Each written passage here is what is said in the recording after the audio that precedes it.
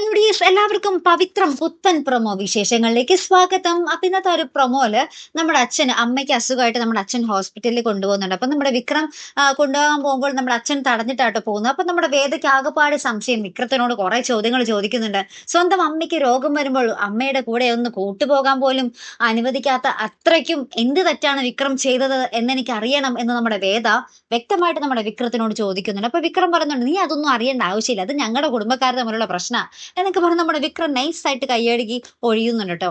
അപ്പുറത്താണെങ്കിൽ നമ്മുടെ അമ്മയും നമ്മുടെ അച്ഛനും ഹോസ്പിറ്റലിൽ പോകുന്നുണ്ട്. അപ്പൊ നമ്മുടെ അഭിലാഷ് എന്തൊക്കെയോ ക്രൂരമായിട്ട് പ്ലാനൊക്കെ ചെയ്യുന്നുണ്ട്. ശേഷം ഇവര് ഹോസ്പിറ്റലിൽ നിന്നൊക്കെ ഇറങ്ങിയതിനു ശേഷം വഴിയരികില് നമ്മുടെ അഭിലാഷായിട്ട് സംസാരിച്ച് നിൽക്കുന്നുണ്ട്. അപ്പൊ അമ്മയ്ക്കെതിരെ വാളൊക്കെ വീശി ഒരു ഗുണ്ട അതേ കൂടി പാഞ്ഞൊക്കെ പോകുന്നുണ്ട്. അമ്മ ജസ്റ്റ് കഷ്ടിയായിട്ട് രക്ഷപ്പെട്ടത് ആ വാളിൽ നിന്ന്. അപ്പൊ എന്തായാലും നമുക്ക് നോക്കാം ഇനി എന്തൊക്കെയായിരിക്കും സംഭവിക്കാൻ പോകുന്നത്.